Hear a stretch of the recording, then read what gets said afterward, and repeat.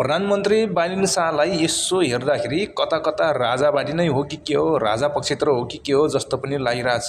किनभने अहिलेको अवस्थालाई चेन्ज गरौँ कि भन्ने कुरो गरेको देखिन्छ र होइन भने पटक पटक संसदीय बैठकमा सदनमा चाहिँ पटक पटक चाहिँ बैठक हुँदाखेरि उपस्थित किन हुँदैन? पक्कै पनि बालिन शाह राजाबाडी नै हो, राजाको पक्षमा छ, राजाबाडी हो। तर बालिन शाहले चाहिँ यसरी चाहिँ घमण्ड देखायो भने बालिन शाहको पनि पट्टा साफ हुनेवाला छ। अवश्य पनि राजाबाडी हो कि जस्तो लागिरहेछ, के कसो हो, होइन भने यो भिडियो हेर्नु होला।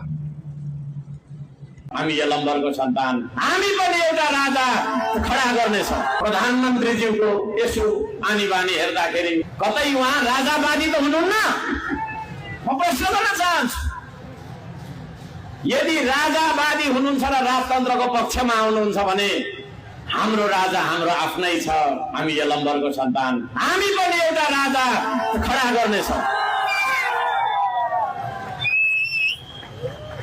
यदि त्यसो होइन भने सम्माननीय प्रधानमन्त्रीज्यूले यो व्यवस्थालाई मान्नुपर्छ। उहाँलाई बारम्बार हामीले सदनमा बोलाइरहेका छौँ। प्रधानमन्त्रीज्यूको यसो आनी बानी हेर्दाखेरि उहाँको आफ्नै नीति तथा कार्यक्रम यो देशको प्रमुख राष्ट्रपतिज्यूले, सम्माननीय राष्ट्रपतिज्यूले वाचन गरिरहँदा उहाँकै सामुन्नेमा पिठ्यौँ फर्काएर 15 मिनट पनि नसुनिकन कता जानुहुन्छ फर्केर आउनुहुन्न।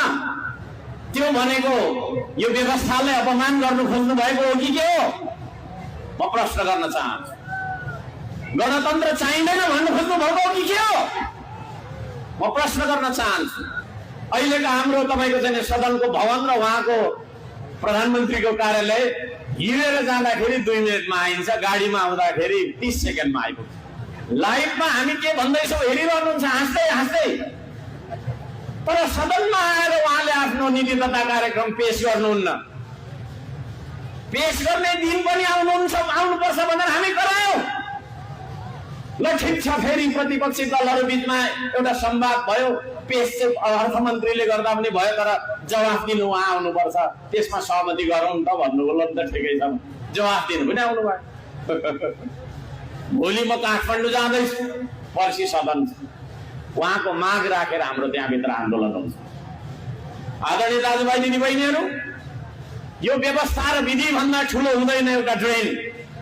यो व्यवस्था र विधि भन्दा ठुलो हुँदैन अलिकति कालो पत्रे। यो विधिलाई मान्नुपर्छ भन्ने, मनाउनुपर्छ भन्ने सबैभन्दा पहिलो कर्तव्य भनेको प्रधानमन्त्रीको कर्तव्य हो। प्रधानमन्त्रीले नै मान्नुहुन्न भने हामीले किन मान्ने? यदि त्यसरी कसैले यो विधि नमान्ने हो भने भोलि राज्य रहला। त्यसो भएको कारणले गर्दाखेरि हुन त उहाँ केही पनि सुन्नुहुन्न। हुन त कानमा समस्या छ या मुखमा समस्या छ त्यो मलाई थाहा छैन। अलिअलि हामी त साथी पनि हो, भेटघाट हुँदा त बोल्नुहुन्छ जस्तो लाग्छ। तर सदनमा उहाँको बोली कस्तो छ भनेर उहाँले अहिलेसम्म उहाँको बक्के फुट्ने भन्छ कि नानीहरूको पनि, उहाँको बक्के फुटेको छैन। होइन, अचम्म लाग्छ। प्रधानमन्त्रीज्यूको सदनमा रोस्टममा उभिएर धेरै बोल्नु पर्दैन, 2टा वाक्य बोल्दिनु।